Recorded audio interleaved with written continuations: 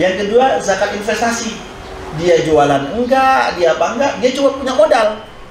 Dia nggak bekerja apa-apa, enak-enak di rumah, dapat warisan kan, sudah diinvestkan kemana, dari uang itu jadinya uang yang bekerja untuk dirinya, nanti masuk zakat investasi. Kalau jual beli rumah, maka tanahnya tidak dikeluarkan. Kenapa? Nanti hasil penjualnya dihitung. Dia punya utang 200 juta, rumahnya dijual 1 M, ada sisa berapa? 800, disimpan tahun depan kalau masih nilainya minimal 80 gram emas, baru keluar zakatnya tahun depan. Nah, ini sudah 6 zakat yang dulu ada di zaman Rasulullah. Tapi dengan berkembangnya kehidupan kita, cara orang untuk mendapatkan penghasilan sudah mulai beragam. Sehingga dari beragam cara penghasilan ini kemudian disimpulkan jadi 3. Apa itu? Pertama adalah zakat profesi. Yang kedua, kalau profesi itu dia punya keahlian, dari keahliannya dia bisa menghasilkan pemasukan. Yang kedua, zakat investasi. Dia jualan enggak, dia apa enggak, dia cuma punya modal.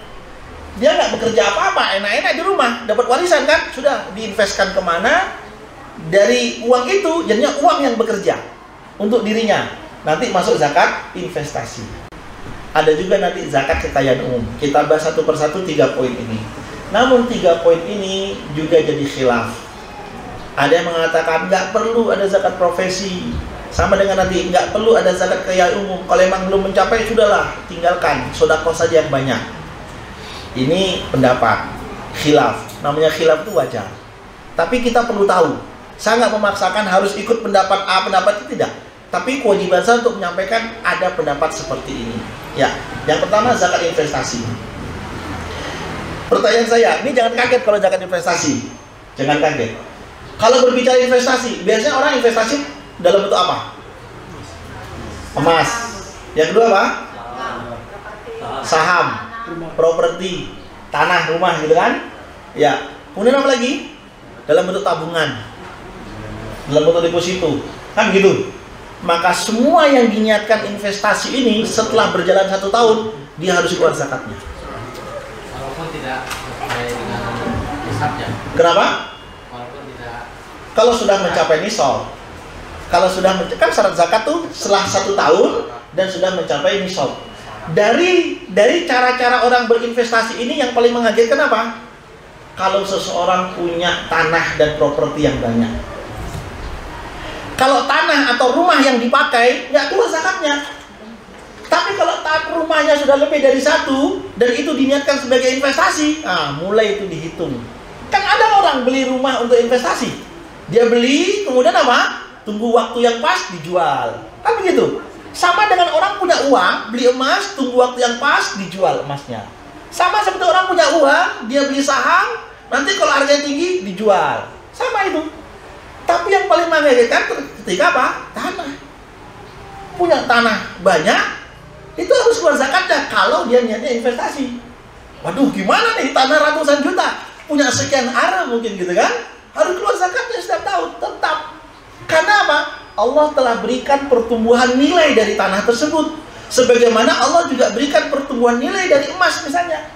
Allah berikan nilai pertumbuhan dari saham misalnya.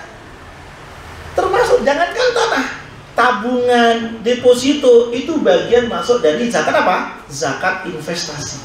Kalau setelah dijual, kena lagi zakat perdagangan? Oh enggak. Kecuali kalau seorang memang jual beli rumah. Kalau jual beli rumah, maka tanahnya tidak dikeluarkan. Kenapa? Nanti hasil penjualnya dihitung. Kadang ada orang, Pak, ini mengeluarkan zakat. Zakat apa? Saya habis jual rumah. Kenapa jual? Aduh, beban utang saya banyak, Ustaz, gitu kan. Namanya dia jual rumah karena terdesak, nggak perlu keluar zakat. Tapi nanti hasil dari penjualan, dia punya utang 200 juta.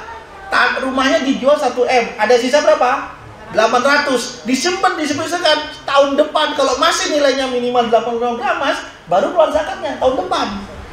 Kadang ada orang jual rumah, nih zakat saya jual rumah. Emang dia bisnis properti? Enggak juga, orang dia terlilit hutang gitu kan. Jadi harus didudukkan masalahnya seperti itu. Nah, disinilah kemudian seringkali orang yang punya tanah banyak jadi berat. untuk mengeluarkan zakat apa? Investasi. Kenapa? Ya kalau emang itu investasi. Tapi bagaimana caranya agar kita tidak berat? Maka investasi kita, nilai investasi kita harus kita daya gunakan supaya produktif. Bagaimana caranya? Kalau kita punya tanah, tanahnya jangan dianggurin, disewakan. Maka yang keluar zakat bukan tanahnya, tapi apa? Hasil sewanya. Kita punya lahan tanah, ditanamin. Saya bukan petani, suruh orang garap. Hasil pertaniannya yang dizakatkan. Atau mungkin kita bayar orang, nih garap nih, tanam apa kek gitu kan, misalnya hasilnya dizakati, kita tidak akan kena. Kenapa? Disitulah hikmahnya. Karena apa? Allah menginginkan apa yang kita punya bernilai produktif. Kalau nganggur aja, oh hebatnya orang nih, keluar zakatnya, zakat investasi. Punya rumah banyak, bisa nggak keluar rumah apa? Nggak keluar zakat rumahnya. Punya rumah 3 misalnya, ketiga-tiganya nggak keluar zakat, atau yang 2 ini nggak keluar zakat karena ada tinggal 1. Supaya 3-tiganya nggak keluar zakat bisa. Hari Senin di rumah ini, Selasa di rumah ini, gitu. Terus gitu, karena dipakai gitu kan. Tapi kalau dia beli investasi, nanti akan tinggi harganya. Itu keluar zakat nanti. Seperti itu. Caranya bagaimana? Sewakan rumahnya, hasil sewa rumahnya dikeluarkan zakatnya. Zakatnya nggak perlu, tanahnya nggak perlu, rumahnya nggak perlu. Seperti itu. Oke. Itu zakat investasi. Termasuk juga kalau punya tabungan. Tabungan kita sekarang nih, Ramadan lalu, Ramadan sekarang saldonya 85 gram emas, maka harus keluar zakatnya. Tapi kan fluktuasi. Pernah tuh 20 juta, pernah tuh cuma 10 juta, tapi pernah juga 50 juta, pernah 100 juta, nggak dihitung. Fluktuasinya nggak dihitung. Pokoknya setelah berjalan 1 tahun, saldo per hari ini berapa? 85 gram emas, 83 juta tadi, keluar zakatnya. Sama dengan deposito. Awalnya dia deposito misalnya 50 juta. Kemudian nambah lagi, up lagi, terus gitu, sampai kemudian 100 juta. Keluar zakatnya. Dia investasi di situ. Termasuk juga emas. Dia sudah mulai beli emas nih. Beli emas 10 gram, 10 gram, 10 gram. Sejak dia punya emas itu sampai kemudian setahun, setahun nilainya setara dengan 85 gram emas, keluar zakatnya. Sama juga dengan tanah. Beli tanah, nggak mungkin tanah semeter nggak mungkin kan? Seare lah, kalau seare udah gede ratusan juta, sudah keluar zakatnya. Ya, wallahu a'lam bishawab. Itu untuk zakat investasi. Berapa persen, Ustaz? Apa? Berapa persen belum disampaikan lagi? Oh, sama, zakatnya 2,5% dari total nilai aset zakat tersebut. Kalau itu maksudnya sekarang kan ada investasi, kalau tadi digunakan di produktif, dia kan hasilnya ada penghasilan. Ya. Dia kan sekarang dikiaskan ke zakat pertanian. Oh enggak, bukan zakat pertanian. 520 gram beras. Bukan, zakat investasi itu dikaitkan dengan zakat emas dan perak. Nah, misalnya kalau dia diproduktifkan, maksudnya kan dia digarap ini, ya, digarap di pertanian, hasil pertaniannya saja. Agak misalnya bukan pertanian, apa itu? Kos-kosan gitu. Oh, kan disewakan tanah saja misalnya. Ya, disewakan tanah misalnya. Ya sudah, hasil dari sewa tanah itu yang dihitung zakatnya. Nah, itu sama. Zakat 2,5%. Nisabnya 85 gram emas. Nisabnya 85 gram emas. Tetap.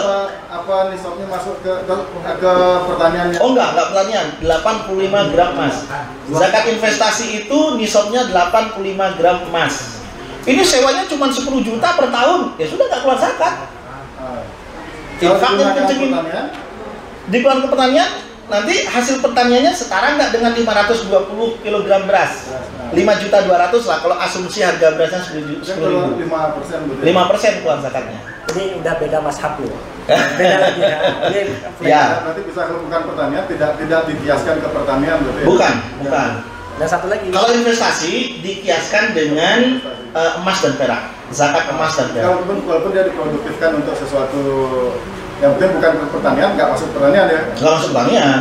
Kalau dimasukkan pertanian, jika ada yang digarap dari pertanian, pertanian itu pun juga hanya pertanian pangan. Nah, dan misalnya disewakan jadi rumah kekayaan umum, nanti masuk di zakat kekayaan umum nanti terakhir semester 7 zakat kekayaan umum.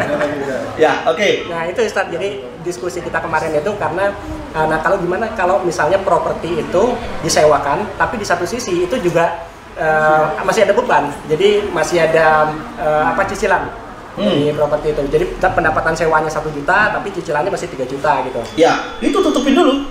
Jadinya hasil dari itu kalau masih ada beban, kan nanti sama seperti kalau kita berbisnis. Kalau ada utang, utangnya lebih besar, ya udah. Nanti saldonya berapa nggak mencapai, nggak perlu zakat. Termasuk orang beli investasi, dia nyicil, selama belum lunas itu belum menjadi milik kita, nggak perlu dikeluarkan zakatnya. Sama seperti itu nanti.